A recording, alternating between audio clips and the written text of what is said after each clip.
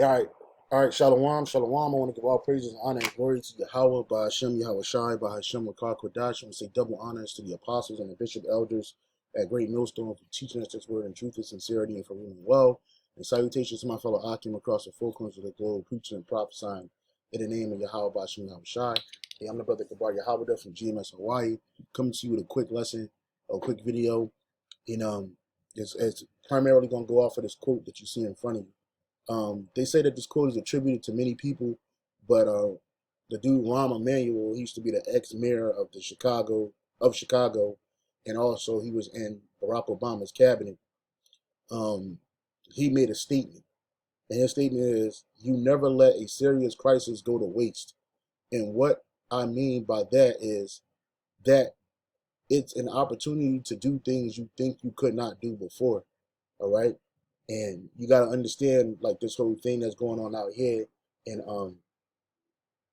Hawaii, okay, where you got you know, this wildfire that affected the island of Maui.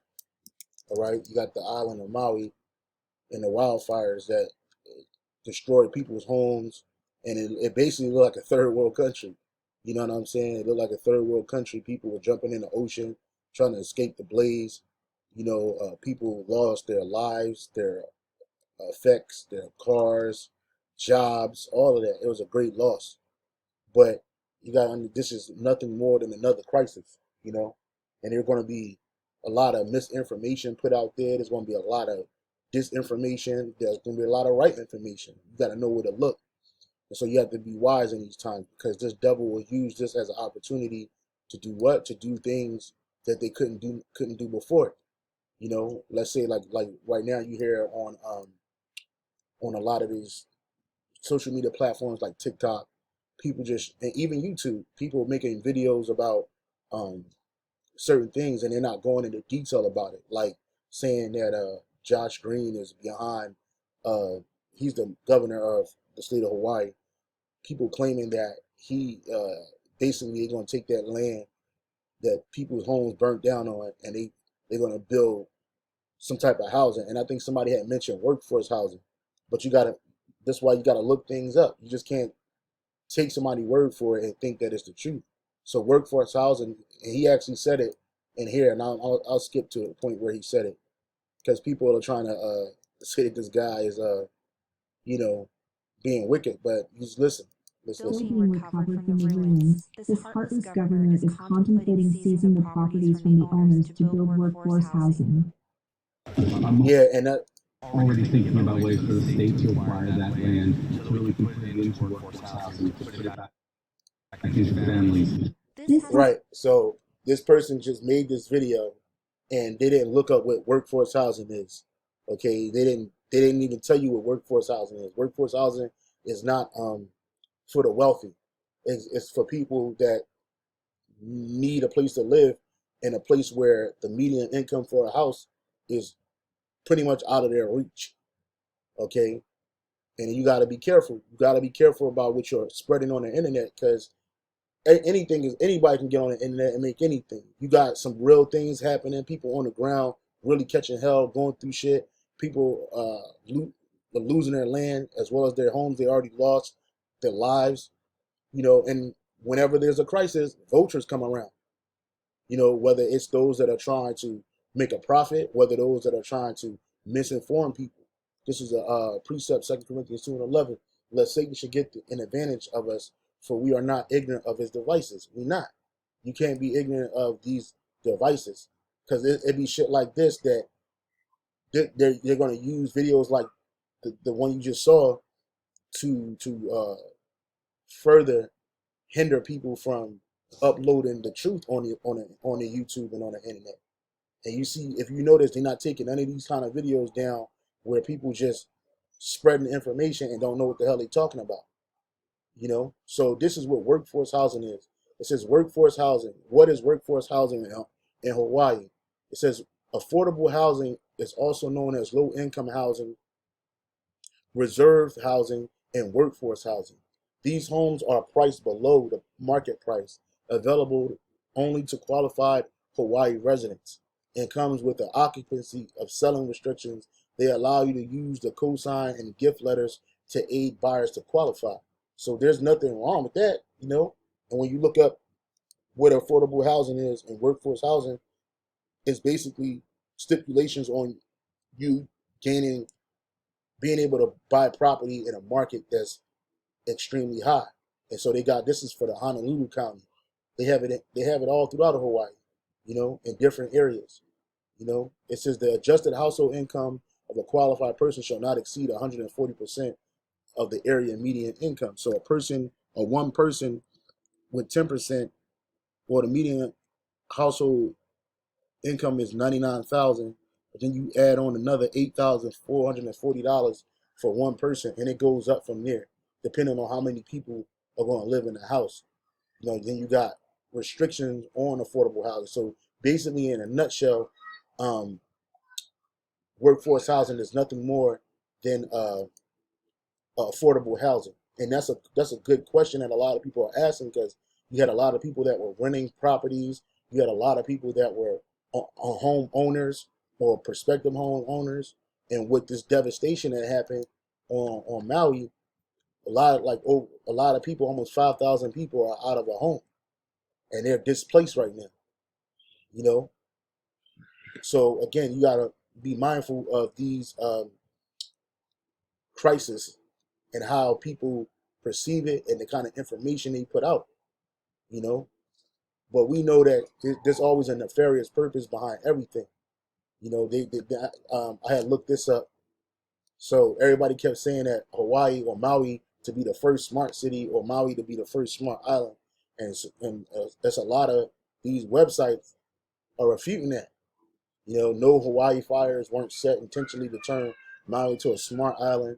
Maui wildfires spark conspiracy theories about space lasers, Oprah, and Oprah land grabs, and suspicious trees.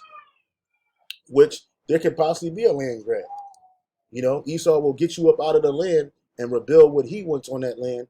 You know, and the wealthy are buying up land like a mug, especially out here in Hawaii. You know, the wealthy, they love Maui for some odd reason.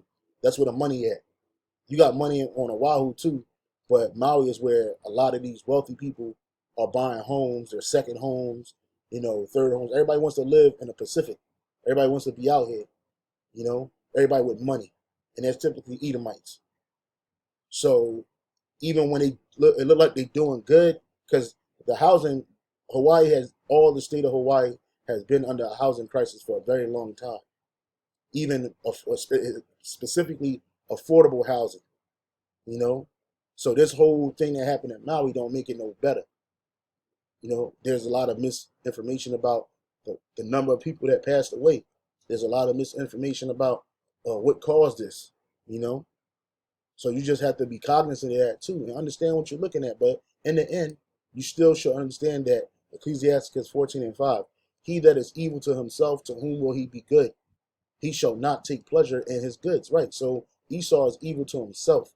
So even when he claims he's going to do good, you got to be careful of that, you know, because if he'll destroy himself, what you think he's going to do to you? It says, verse 6, there is none worse than he that envieth himself, and this is the recompense of his wickedness.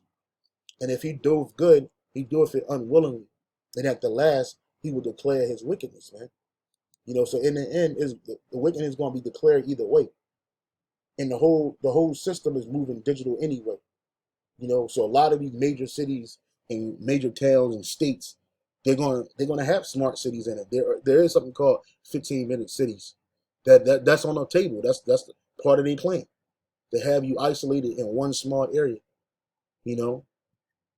But there's a lot going on and a lot in one time. Well, remember the poly crisis, man. You know, remember that with what's his face say? Klaus Schwab mentioned poly crisis, right? Poly crisis. The generally recognized definition of poly crisis is the simultaneous occurrences of several catastrophic events, man, which is going to happen. That's definitely going to happen, and there ain't no theory. It's not about if, it's about when. So you have states like Hawaii that might go through this fire, and then guess what? The economy might crash. Then something else might happen. There might be an outbreak. There might be something happening. But these crises, the super elite use as a springboard to do what they couldn't do or what they've been trying to do. You know, when people are scared, people have nothing to lose, they lose it. Right? You never let a serious crisis go to waste. You know, because I ain't got to make this too long. I did want to mention this, and I looked all this stuff up, you know, before I started talking about it. I didn't want to just make another crazy so-called a theory video. You know what I'm saying? Like, even if he's an Edomite, yeah, this dude's an Edomite. But, you know, just look into what people are talking about, bro, because people just spread anything, man. And we're about spreading the truth. We're about spreading the truth. And at the end of the day, whether this was caused by a so-called laser beam, whether it was caused by some man-made issue, or whether it was the hand of the Lord, either way, it's the hand of the Lord. Yahweh Shem Shai wanted this to happen. Them people that passed away, the Lord wanted them people. He wanted them spirits back in the spirit world. And how they died was their judgment. And even all these people losing all their wealth, it's their judgment, because this is a sign of the times that we're living in. Esau, Edom, is going to lose all his wealth. His land, his whole infrastructure is going to go up in fire. Nuclear fire. Okay? Nuclear fire. So it is going to happen. And with any crisis, there's going to be fraud involved in there, because people are getting over. You know? People want checks. People want money. You know, Biden talking about giving these people $700 a month. No, a one-time payment of $700 so they can get the things they need. Fuck, we live in Hawaii. $700 ain't nothing. You know, that's like giving somebody $5. You know? So, but the point of the matter is that, you know, you just got to be cognizant, man. You know, and I'll end it off with this. Here, oh, man. This is the book of Ecclesiasticus, chapter 11, verse 7. It says, blame not before thou hast examined the truth. Understand first, then rebuke. That was it too. That was another one too. Ecclesiasticus 11, verse 7. Blame not before thou hast examined the truth. Understand first, then rebuke. So you just can't just go off the handle and just jump to any conclusion. You know, I'm not saying that Esau ain't got these weapons of mass destruction, because we know he does. You know, I'm not saying that this man ain't a snake, because we know he is. But in this case, a lot of people just talking, especially people that don't even live here. You know what I mean? You got people that's just talking on the internet, you know, just to be heard. Verse 8, it says, answer not before thou hast heard the cause, neither interrupt men in the midst of their talk. So again, man, you just gotta be wise, man. You gotta be wise in things. Blame not before thou hast examined the truth. So you gotta examine the truth and be wise. If you're not examining the truth, you're gonna get caught up in a bunch of untruth, lies, you know, and that's what this world is full of. All right, and this is a part of their machine. This is a part of Esau's machine. You know, 2 Corinthians 2:11, lest Satan should get the advantage of us, for we are not ignorant of his devices, man. So this man has many devices, man, that he will use to do things. They actually purposely set people up to spread mis and disinformation. You know, so that's why you have to be prudent.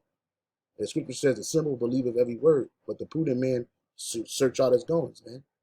You know, the prudent man is going to search things out. Hey, so with that, we'll say shalom and on to the next.